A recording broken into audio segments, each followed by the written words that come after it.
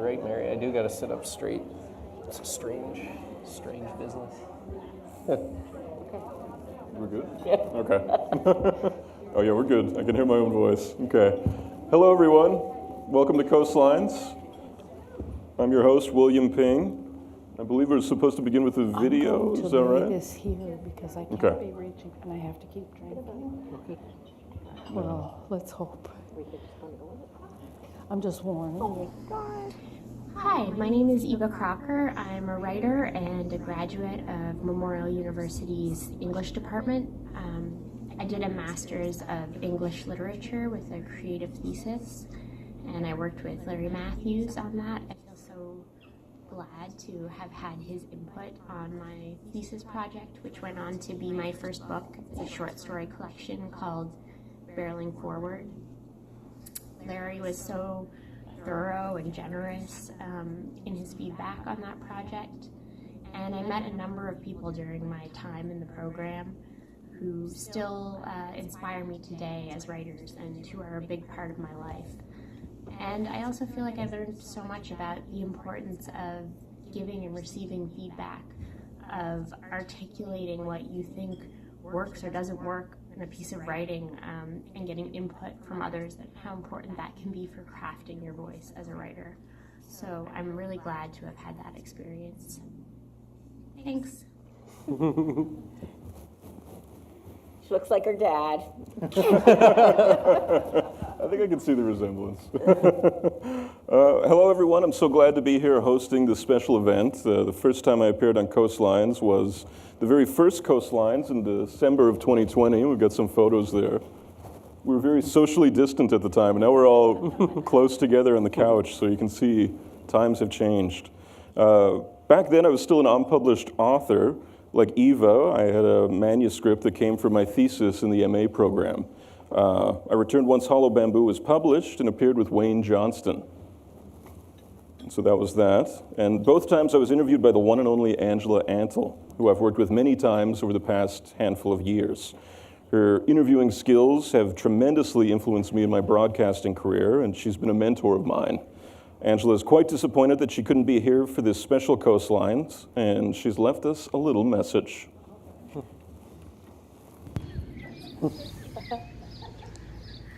Hi everyone. I'm just calling in to say hello, and I wish I could be there with you this morning. You're going to have a fantastic conversation with Lisa and Mary and Aaron.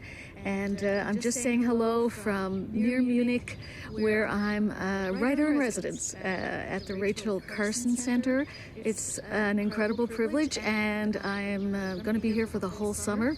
But I'll be back for Coastlines, hopefully next fall, and I really hope you have a fantastic Sparks/Coastlines/100th anniversary celebration for MUN. So have a great time. I know you're in fantastic hands with William Ping, so enjoy the conversation. That's very nice. I promise, Angela, I'll never fill your shoes, but it's nice to be back for the third time here at Coastlines. I'll do my best to not let Angela down. We're here today to celebrate 40 years of creative writing courses at Memorial University. And I think that deserves a round of applause.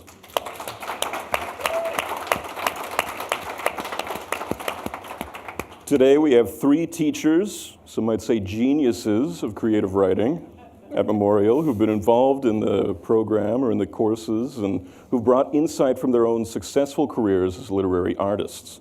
So I'm going to do a little introduction to everybody now. And I'm going to begin with Mary Dalton, who needs no introduction, really. Mary Dalton is the author of 6 books of poetry. Among them, Mary Begot, Red Ledger, Hooking, and Interrobang, as well as prose, edge essays, reviews, interviews, and several chapbooks. Her poetry has been widely anthologized in Canada and appeared in anthologies in the US, Ireland, England, and Belgium. The book version of her 2020 Pratt lecture, The Vernacular Strain in Newfoundland Poetry, was released by Breakwater in 2022. Dalton served as Poet Laureate of the City of St. John's from 2019 to 2022, currently Professor Emerita of English at the Memorial University of Newfoundland. She's the editor of Best Canadian Poetry 2026, which is forthcoming this fall from Biblioasis. Welcome, Mary.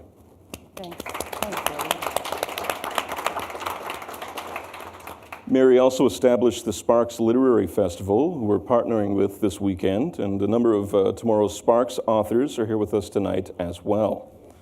Next up, we have Lisa Moore, who alongside Dr. Nancy Pedri and a dedicated volunteer committee is now heavily involved in Sparks, helping to carry on Mary's torch. Lisa is the author of best-selling novels and short story collections and is also the editor of collections and anthologies such as Hard Ticket, Racket, Us Now, and Best Canadian Short Fiction.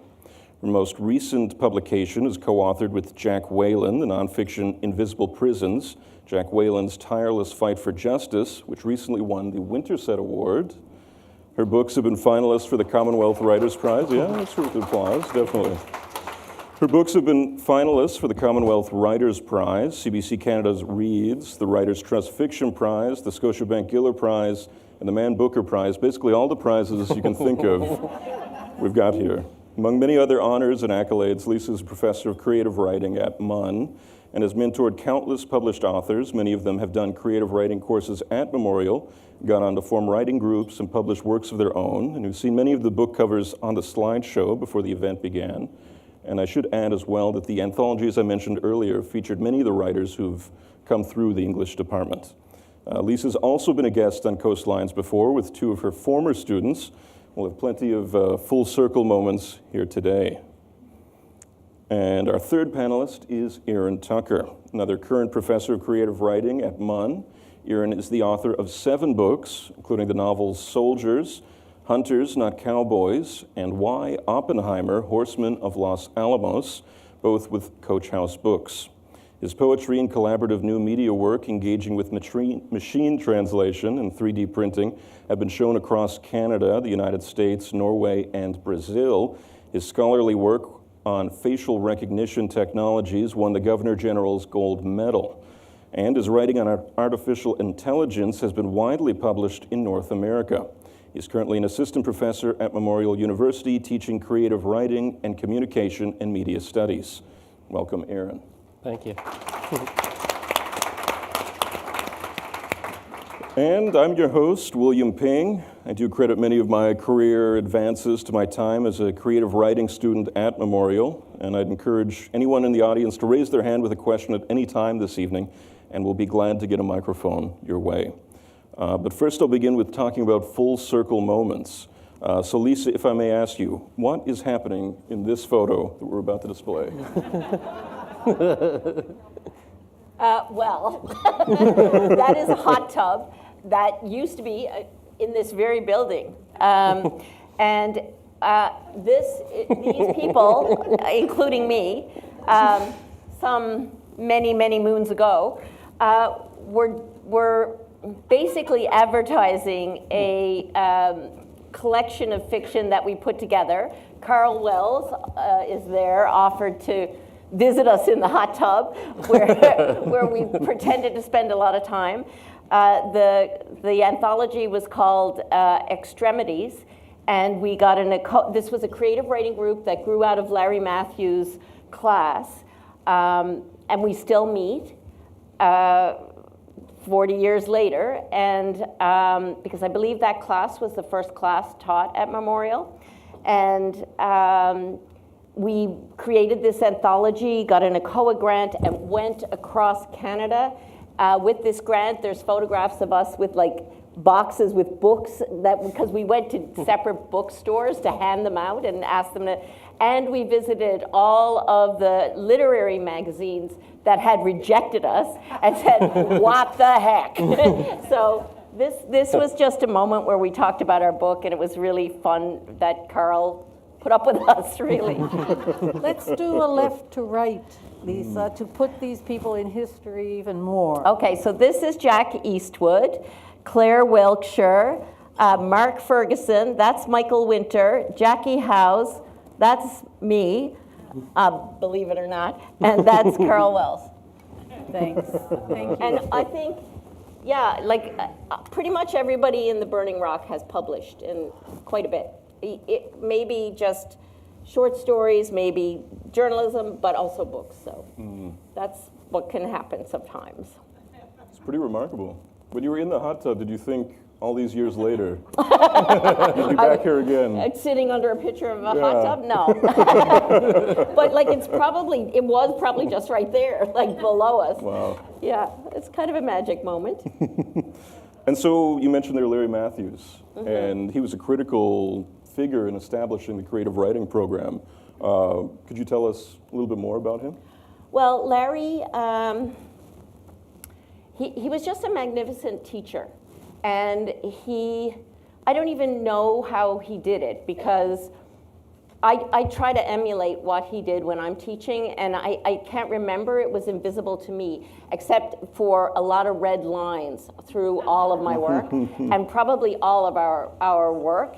He was not, he didn't put up with any foolishness when it came to writing, but he was also encouraging, and it was it was just absolutely necessary.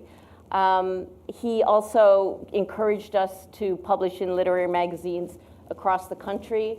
And he was, he's a great friend also. And that was the first creative writing class at Memorial. And Eva Crocker, who is my daughter, I think I know she worked with Larry on her thesis, but I believe that was the first thesis, creative writing thesis at Memorial as well. Is that right, Mary? I think so. Yeah. I'm not sure, but. Let's pretend we're sure. I feel pretty sure. So you were in the first creative writing class at MUN. What compelled you to sign up for it? Do you know, like, what was the thought process at the time? Well, I had been to art school, and I would be painting and, doing all sorts of foolishness, tearing paper up and gluing it together and all that stuff. And at the same time, I had a computer. It wasn't a computer, it was a typewriter, an electric typewriter, and I was always writing. And so when I found out that this course was being offered, I just immediately signed up. And I've always written, like, since I was a kid, but I was absolutely terrified, and I bet anybody in this room who's ever done a creative writing course will admit that it's completely terrifying to share your work, and also exhilarating and exciting, and it forms community, and that's what happened in Absolutely. My case, anyway. Yeah, it's a very vulnerable experience. And we've got a quote there now from Robert Finley about sort of the experience of being in the creative writing classes. Perhaps I'll read that out. Any given night of winter, spring, summer, or fall, if you happen to be walking by the Arts Building on Memorial University's St. John's campus, stop for a minute and look up at the third floor windows. The lights will be burning there. Outside, night is falling around you. Inside, a dozen people are gathered around a big table covered in coffee cups, papers, laptops, pens, pencils. Several people are speaking at once. There's some gesticulating going on. In a minute, laughter will break out. They're talking about writing, its furthest reaches, its minutest particulars, and they're talking with the passionate engagement, precision, astonishment, and plain joy that the making of art calls for and calls forth. Theirs is an ongoing conversation which lies at the heart of the creative writing workshop process. And I think that speaks to, the community of it all. Absolutely. That says it perfectly. That's itself a lovely crafted Isn't piece it? of writing. It truly is very beautiful. You can really feel the imagery of it. Mary, I know the Writers in Residence program has been very strong over the years. Can you give us an overview of how that program began? Well, actually, I became involved with it directly in the second year. The first writer in residence was Kevin Major in 1991. And the subsequent year, it was Jane Urquhart. And that came about because Jane happened to have come here for a reading around the period when we were soliciting applications for the next writer in residence. And she really loved Newfoundland when she came for the reading and really liked the city. And I encouraged her to apply, and in due course, the committee chose her. And we're speaking about circular moments here. I was thinking about it as we prepared for this, Jane asked me to give the names of some students because she planned to set up a workshop, and she preferred to go that way through recommendations. So I gave her a list of several names, Lisa Moore, Carmelita McGraw, many, Michael Winter. So that group, I think, became another kind of marvelous, miraculous group, the way that Larry Matthews' first course was. I think there were all these people here, people hungry to write, and Larry came. And I'd like to acknowledge Patrick O'Flaherty here. I'm talking now about the creative writing program and courses. You asked me about the writer in residence, but it's intertwined. The writers in residence here who visited, have taught courses, have given workshops, have been an inspiration. Well, Patrick O'Flaherty was behind so many initiatives. He brought into being that first creative writing course when Larry, along with several of us, were hired in early 80s. He realized that Larry had written some short stories and he wanted Larry to do it. I'm not so sure that we were even Larry and I, because then the next year it was split into poetry and fiction. We hadn't done something like that before, but Patrick O'Flaherty wanted to make it happen. He was a writer of fiction himself. He wrote the definitive book, still is, although it's now 50 years needing another book, the definitive book on Newfoundland literature, Newfoundland writing, The Rock Observed. He initiated the Pratt Lecture. He was someone, we talk about colonialist attitudes. He was someone trying to countering colonialist attitudes that we maybe don't name, because while, yes, historically we Newfoundlanders have been colonizers, we often are in the position of having the attitudes of being the colonized, vis-a-vis whether those attitudes are coming from across the Atlantic or from across the Gulf. So I simply wanted to include here in this discussion of the wonderful flowering that's been happening, the man who was such a powerhouse in making it happen and having to fight resistance to make it happen. Absolutely. Gigantic legacy there. There's a lot of things you just said I want to touch on, but first, Mary mentioned Jane, and I know you had a special relationship with Jane, if you want to talk about that. Well, Jane was all of us in that group were incredibly lucky. So we had manuscripts written, and we workshopped the manuscripts. I think there were probably about 6 of us. And at the end of that, Jane offered to write letters of introduction to publishers, small publishers, independent publishers, just to say, here's a work, maybe you'd like to publish this. And that was how I got published, and I believe that's how Michael Winter got published first. And I think it was very hard for people to imagine back then publishing off the island, or even a short story in a journal. It just, I think. Yes, I would just carry on in a sec. Yes, Mary, please. People might not find it so hard to imagine from here, but people off the island found it very hard to imagine that anybody was interested in anything about Newfoundland. Bernice Morgan could not get Random Passage published outside Newfoundland. McClellan and Stewart rejected it. I cannot remember the particular publisher now, but someone said, that they thought, that people wouldn't really be that interested.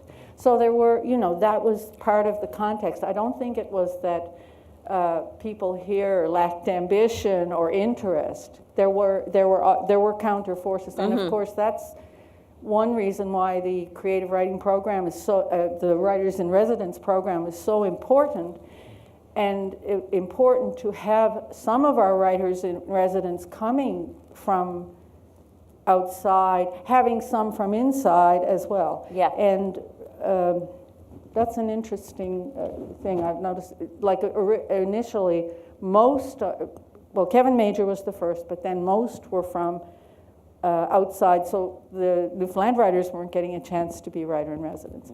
But certainly and a good thing too, we've countered that balance. But I think it is so important to have the exchange of writers, which is one of the reasons I set up Sparks, by the way. You know, to have writers meet and exchange within Newfoundland and outside. Yes, and at that time, I think we were inviting writers from the rest of Canada to come and read for us and be guests for us, but we weren't being invited back. I think you're absolutely right, Mary. I wouldn't have known myself where to publish if it hadn't been for Jane, and I don't know that anybody would have paid any attention if it wasn't for Jane's letter. Yeah. I feel much the same way for like your letter for me.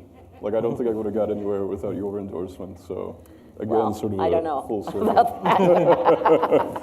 A lot there that I want to touch on, but Aaron, I feel like I've been leaving you out of this. So Oh, that's fine. you're teaching in the program now. We've been talking a lot of the history of it, but tell me, what is it like now? What are you seeing coming across your desk? What are students writing about? Yeah, well, I'm really grateful to be able to kind of participate in this long legacy and to be a part of it and get to sit next to both of you and William as well.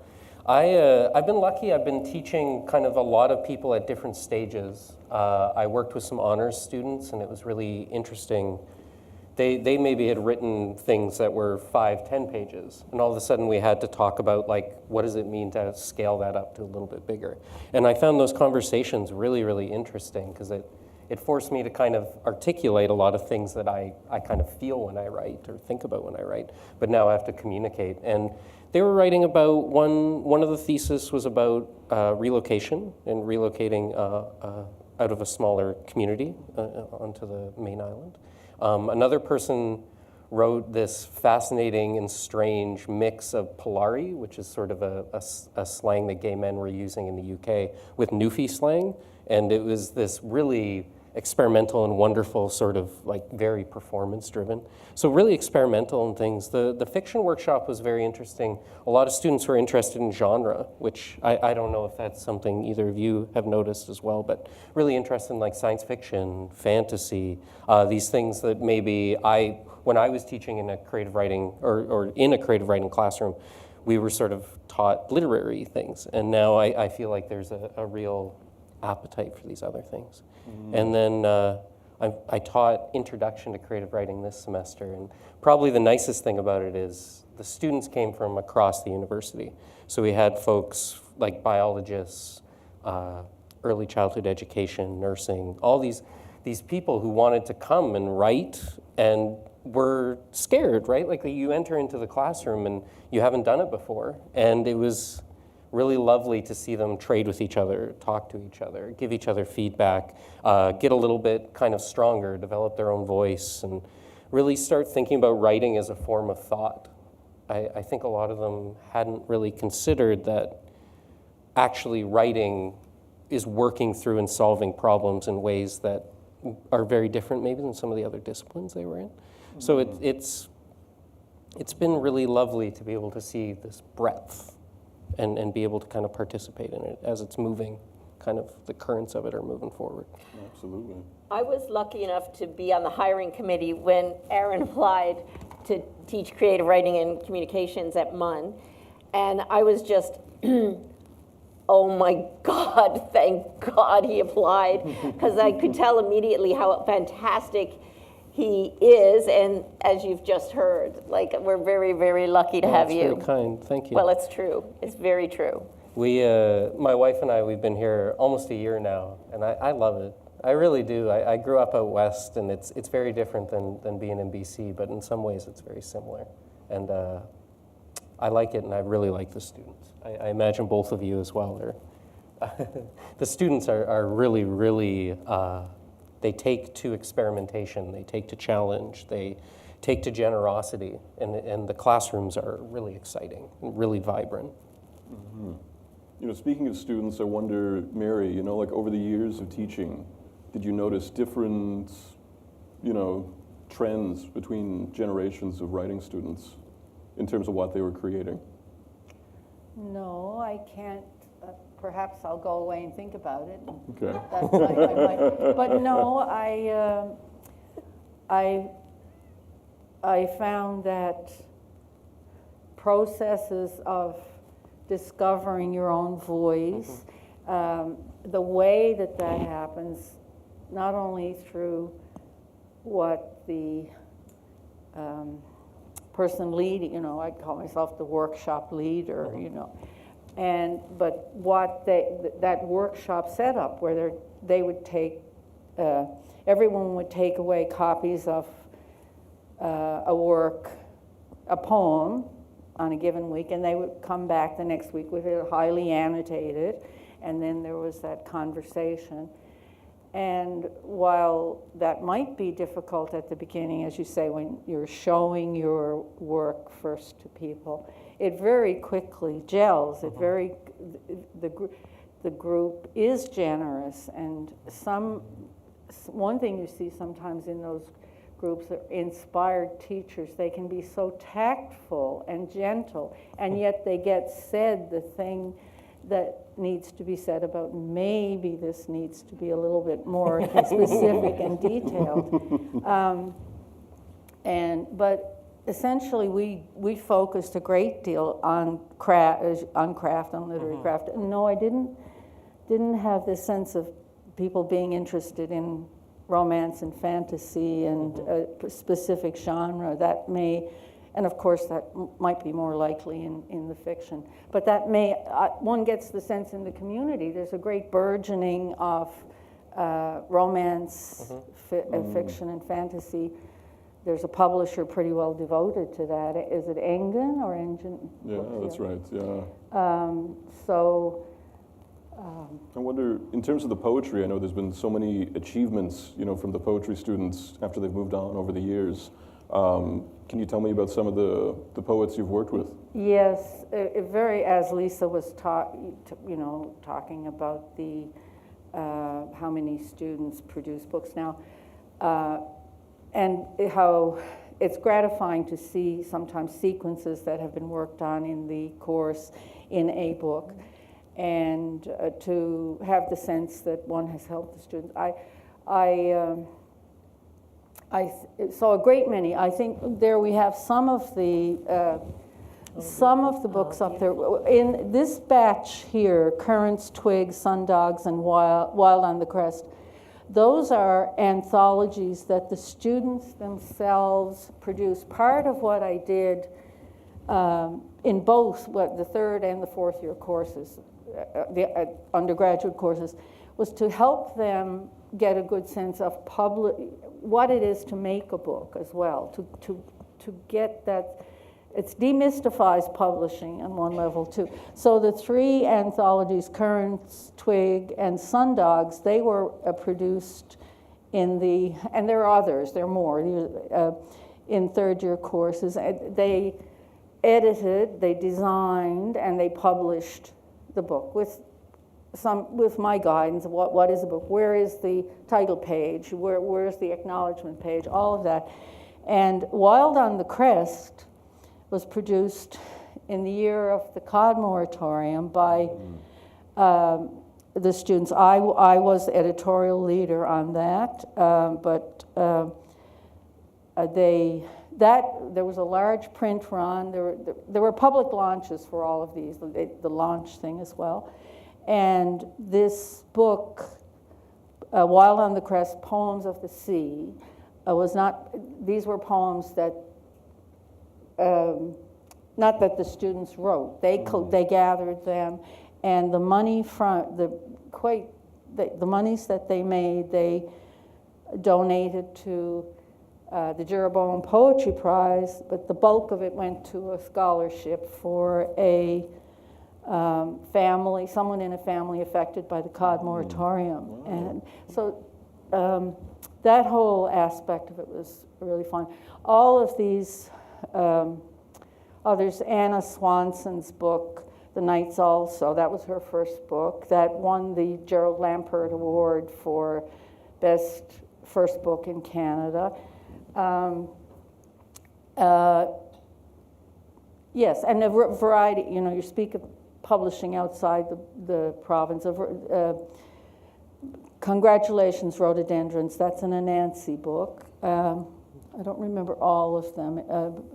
And some were published by Breakwater. I didn't.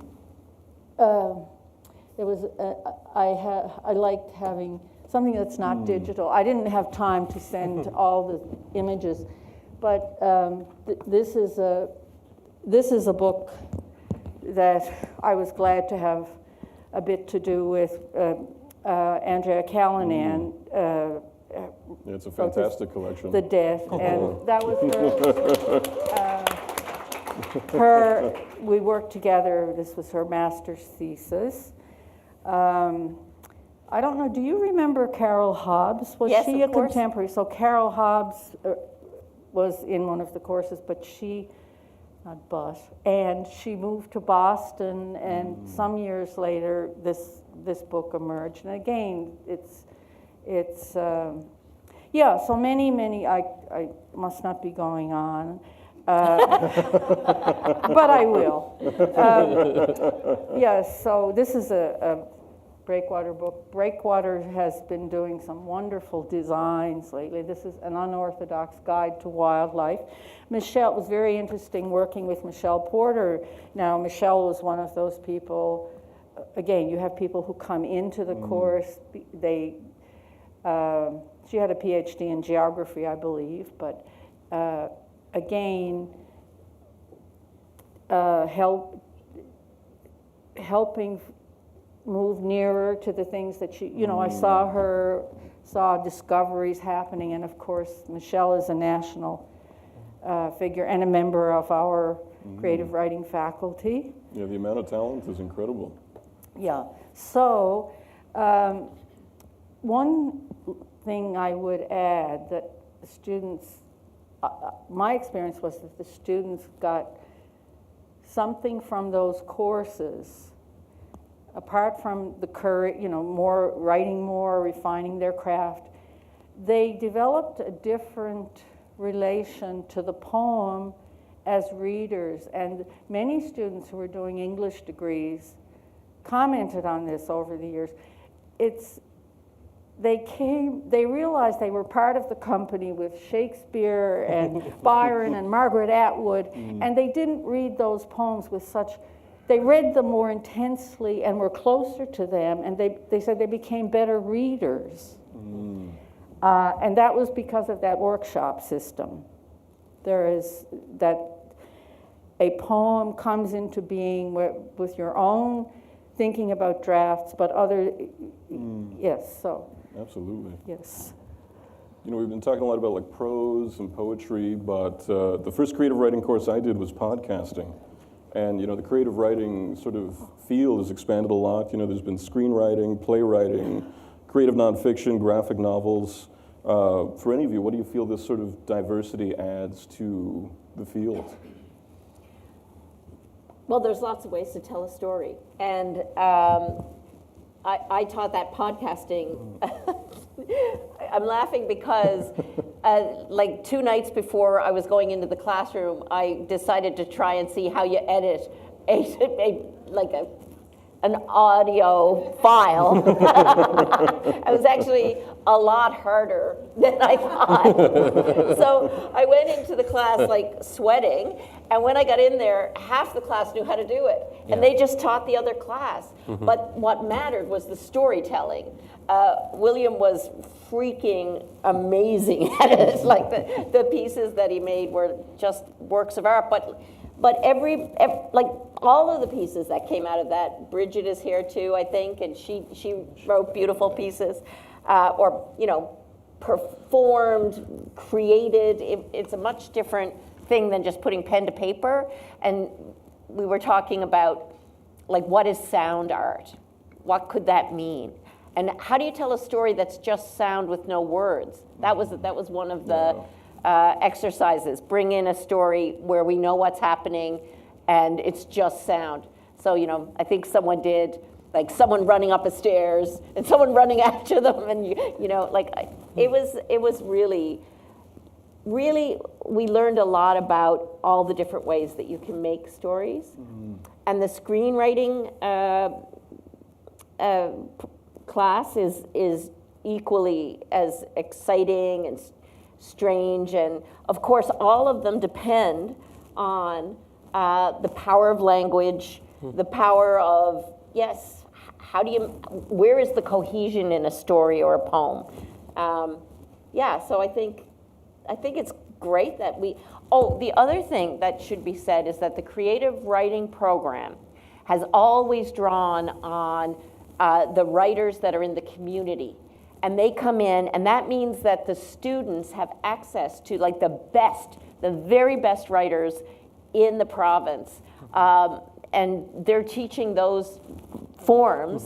For instance, we had Sherry White teaching, and we will again, screenwriting. She is, like, quite famous in the screenwriting world, all through Canada and, and America. So that is a very important part, because it means that the creative writing program is part of the community. We bring the community into the university, and the university goes into the community.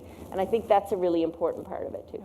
You make me think of another dimension of the courses, the fact that there can be a range of ages and experience, because someone in the community will decide to take the course. I'm thinking of, let me just look at my list. Some of the people who, and not always the people who produced books, but sometimes, Robin McGraw took the course. She had already published one volume of poetry.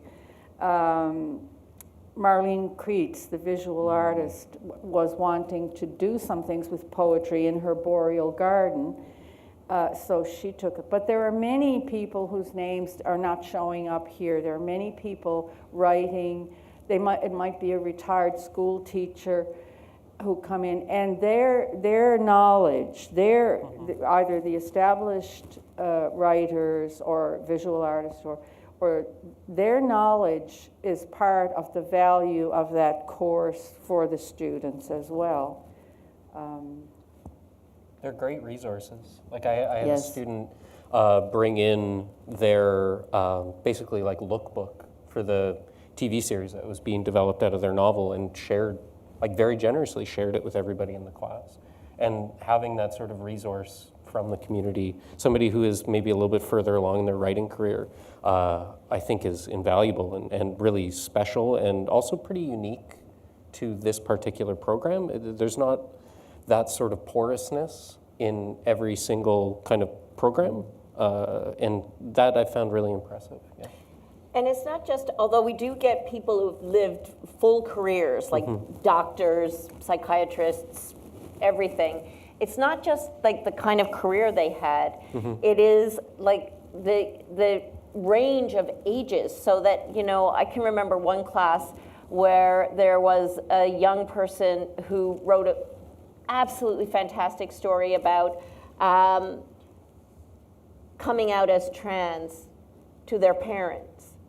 And then we had someone who was 70 who talked about fishing and having a fishing accident and being overboard and falling overboard. And those two stories, like, people were in there, connected, really, like people were crying, people were laughing, like, that's the kind of thing that can happen. It's a speaking over age, doesn't matter what age you are. People who are older are bringing all kinds of wisdom, and people who are younger are bringing, like, that rebellion, that take no shit, like, just really going for it. And I think that mix is just like, that is a keg of dynamite when it comes to creativity, as in, it fosters it. Yeah. Yeah, change your metaphor. Sorry, Rewrite Mary. that line. Yeah, thank you. You got to have a poet, at least one poet on the panel. Aaron is also a poet. So you're all sort of touching on this idea of community, in the classroom.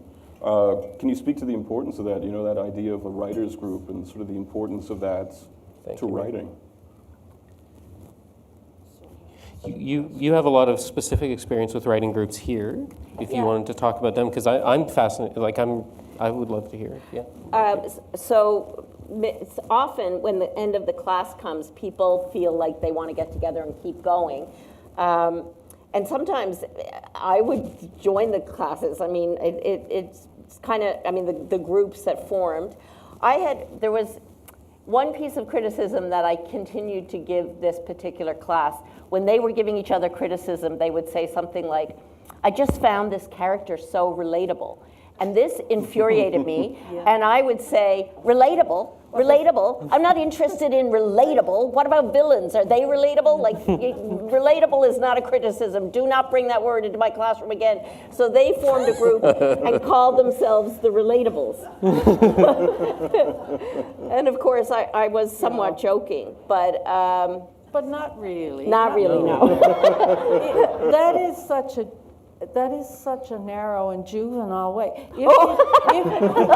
If you insist that what you read must mirror your own experience, how do you ever get outside yourself? I beat it out of them, Mary. Yeah. The word that comes up. The word raises my hackles too. Yes. Accessible is also one that students I often find use, and I always tell them readers are narcissists. They will find themselves in whatever you're writing. So you can write whatever you want and they will come to you. And so this idea of relatability is the same sort of thing. People will find themselves within your work, and your example of the two stories is a perfect example of that. Yeah.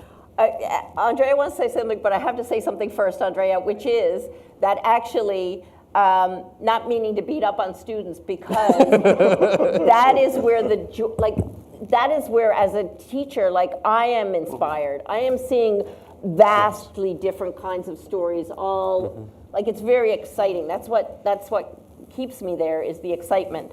Go ahead. Is this on? Okay. Yeah. Actually, Lisa, what you're saying just leads directly into what I wanted to ask.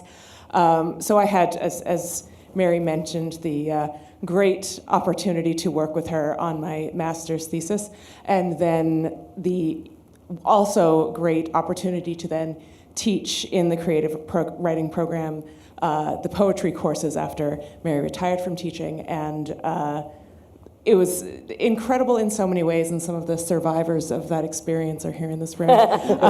They live to tell the tale.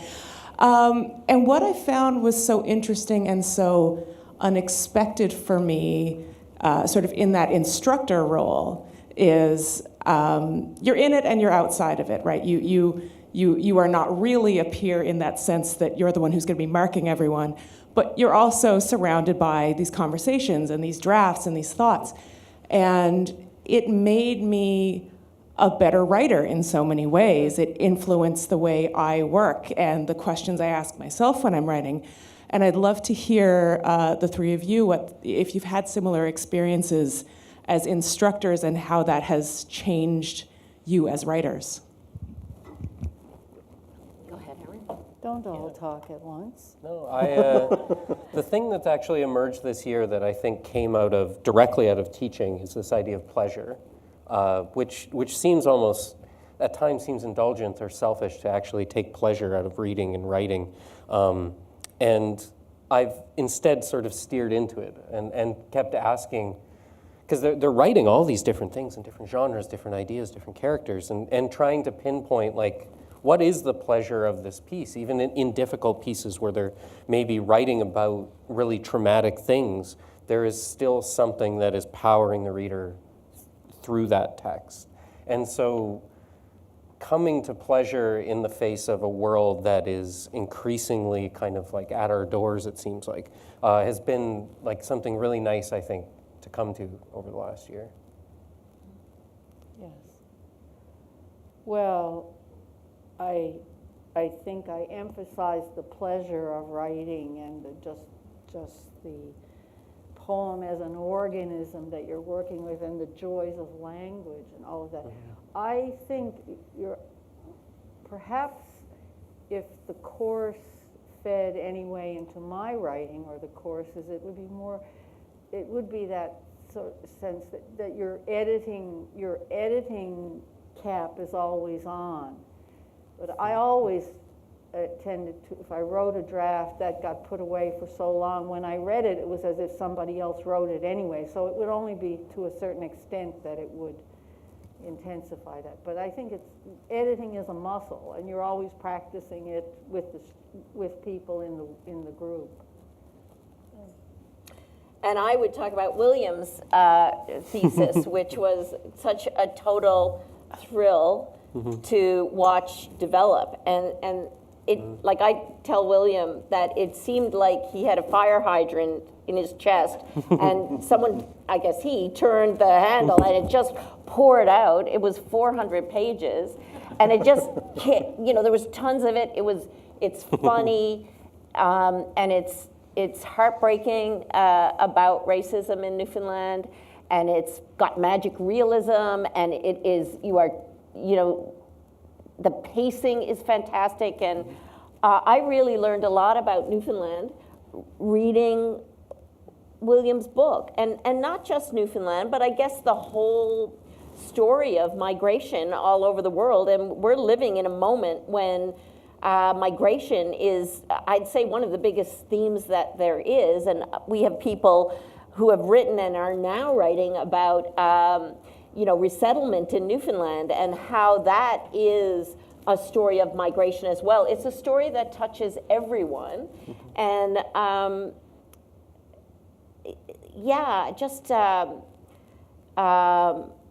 just that, seeing the world writ large, and what it means also to be local, like the local and the universal coming together in students' work. I think that's what I aspire to when I'm writing now, and maybe always, but that's what I see continuously as something that brings the work together. It's fascinating. Well, thank you for your kind words. Well, every bit of it is true, as you well know. It's funny because I'd never intended to do creative writing to begin with. I'd seen the podcasting course, and at the time I was working in insurance, listening to podcasts all the time. And I was like, well, let's do that. Well, it was funny because I was sitting in my office, and as I said already, William was just really great at podcast. They were amazing pieces. And I was sitting at my desk, and I saw him go by the room, and I said, William yelled out, he came in. I said, sit down. I said, here's what I think you should do. He was just finishing his MA. I said, you can do another year and write a creative writing thesis. And just go tell them in the English department office that's what you want to do. And he said, okay. And off he went and signed up. And then we got this magnificent, award-winning, absolutely beautiful book, which worked out. All thanks to the creative writing courses. Yeah. Well, and a little bit of you. Yeah, maybe a little bit, maybe. Shifting gears a little bit there, Mary, I wonder if you can talk about the genesis of Sparks. Oh, yeah.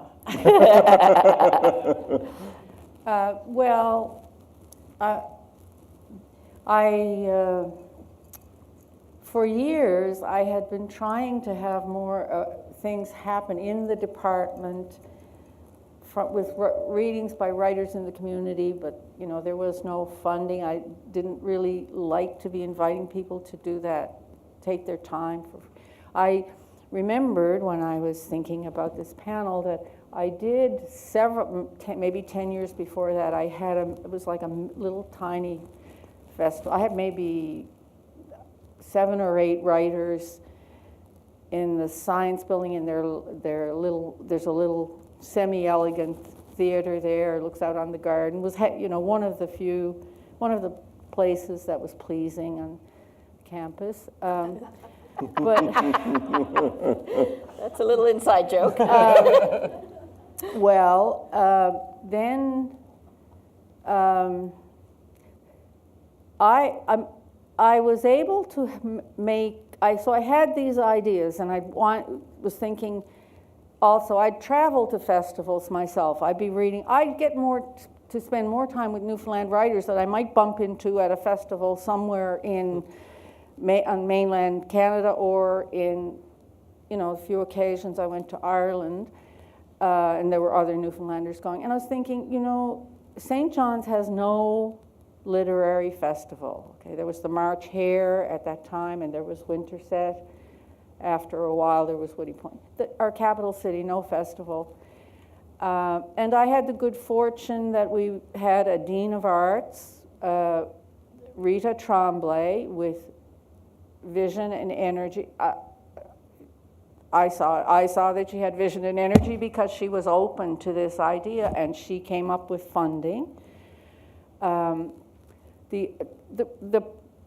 were two main ideas: that the festival was meant to honor Newfoundland writers, to bring them together. The festival was meant to bring excellent Newfoundland writers together. It was to give that experience of excellence to the community.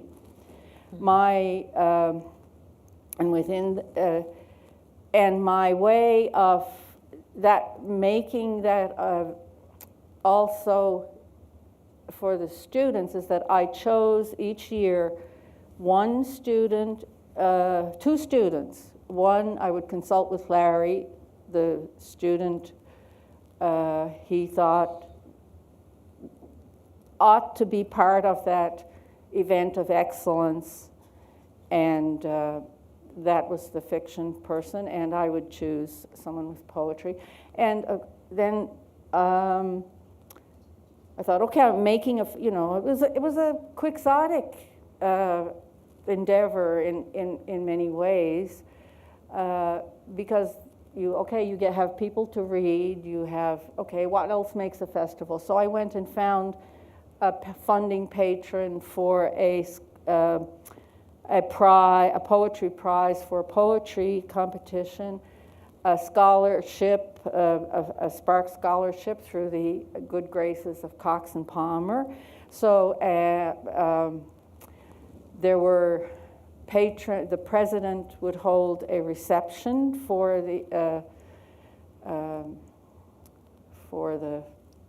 writers to get together, because a dinner for the writers was a crucial part of it, because they had that chance to communicate. And I also found a very generous patron, Adrian Cody, who was willing to fund a writer to come from Ireland. And we have the fine Irish poet Pat Cotter with us today, who is here for the second time, and he will be reading tomorrow. Again, thanks to Adrian Cody. And I'm going to forget some things, but you brought in other people too, didn't you? From Canada. Part of the formula was, because there was only money for one writer, also a writer from outside the province in Canada.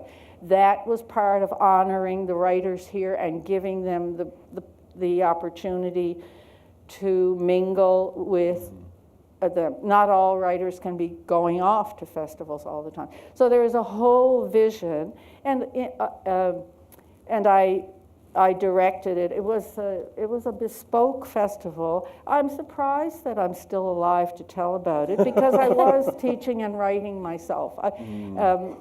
Then I actually, hey, big scoop here. Big story revelation. I had some health problems, and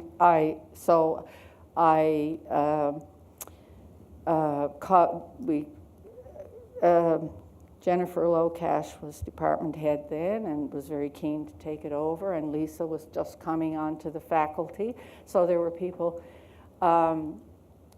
So inevitably, the nature of the festival has changed somewhat, but much of the spirit of the festival goes on. But one expects perhaps different vision, different times. But Sparks, spelled capital letters, by the way. It's not an acronym for anything, although I have fun, and you could have fun too, making up reverse acronyms. It is just an effort to take up that little bit more ink space in the noisy world. Okay, Sparks, CAPS Literary Festival. So, if I sound self-congratulatory, actually in equal parts self-congratulatory and self-critical. What in the name of God were you thinking about? Because there are, to honor the writers, to do this right, and Patrick knows, he organizes his festivals as well. There are micro details. There are so many little details, and many organizers here will know it. So no, I'm not entirely self-congratulatory about it, but I am so happy that it exists, and that it is it does good things for the writers and the university. And thank you, Lisa, for everything that you put in. I must acknowledge too, as we're talking, just as I had to leave because that was 2009, and the plan was to hold the first festival, the January, and there was a reason January was chosen. It wasn't conflicting with any other literary events in the community. That was very important to me, not to have those clashes, because again, you're undermining the community. But a month before, second news flash, a month before the festival was to happen, in the middle of December, I received a false diagnosis. Radiologist completely misread a test, and I was given 2 months to live.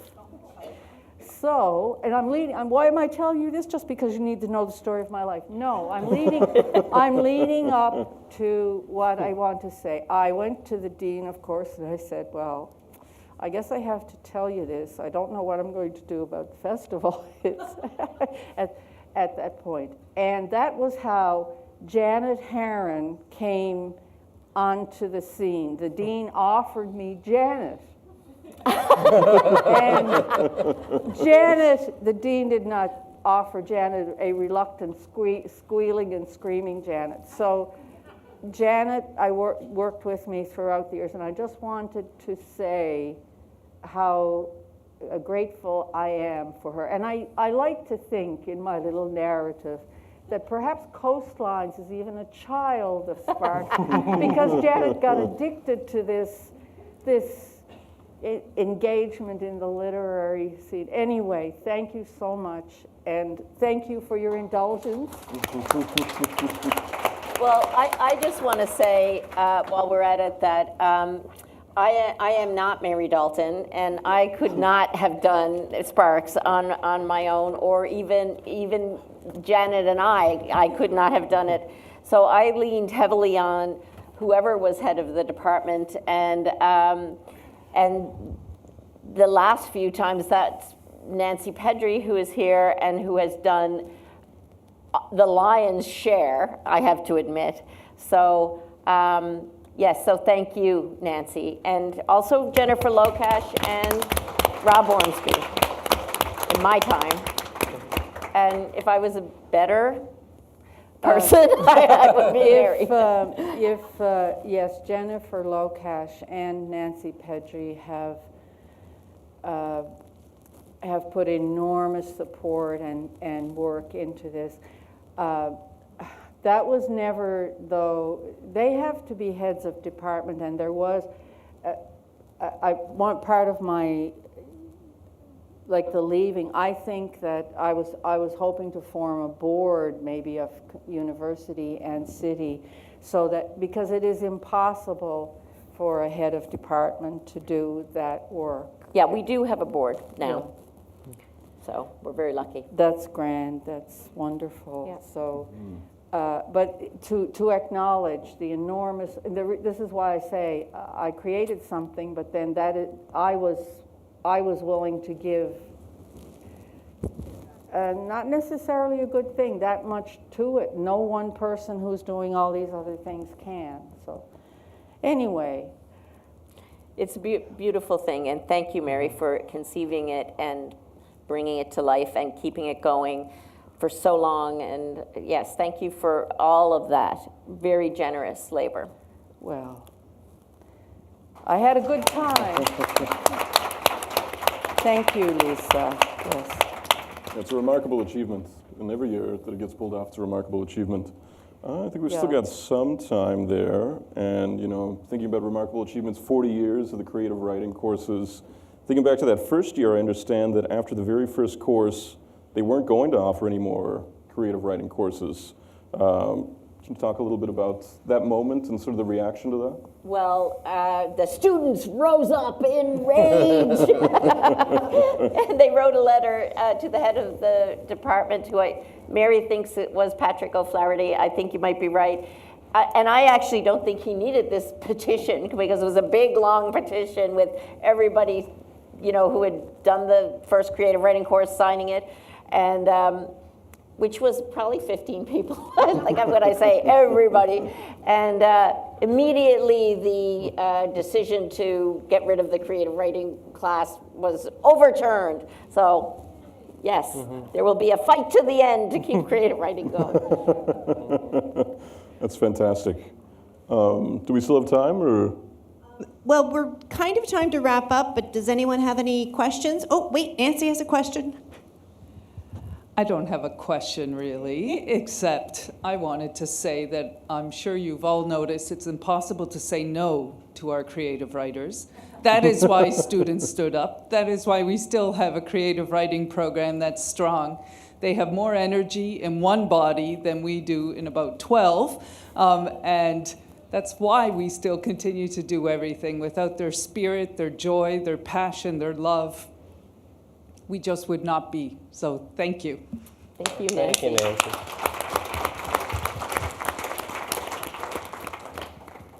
Any other audience questions, comments? Comments are welcome as questions. No, it looks like that's it. Well, we'll be around, so if you think of anything, you can ask us after this is over. But that concludes this evening's event. Remember, there are books for sale in the back of the room. The authors will remain up in this area to sign them if you wish. Coastlines will be on hiatus until the fall, but please tell all of your friends how fabulous this event was. We're so thankful for this community, thinking about community here tonight, and I think this book club has been a really fantastic addition to that community. We hope to see many of you tomorrow at Sparks, which begins at 9:30 a.m. with a children's literature panel. The whole schedule is here behind us. That'll be followed by discussions on short fiction, fiction, novels, poetry, and more. All events are happening at our Gajou Hall. And thank you all for being here. I also just want to repeat, as Mary had pointed out, there's free parking, and it's accessible. So there's an elevator. We're on the second floor of Gajou Hall, but there's an elevator there. So. And should we go in through the main entrance of Gajou Hall, or? I think you can go in through any entrance, but the main entrance is probably the easiest. Right. Yeah. And there's books for sale. And there's books for sale. And there's books for sale, yes. Very important. Thank you.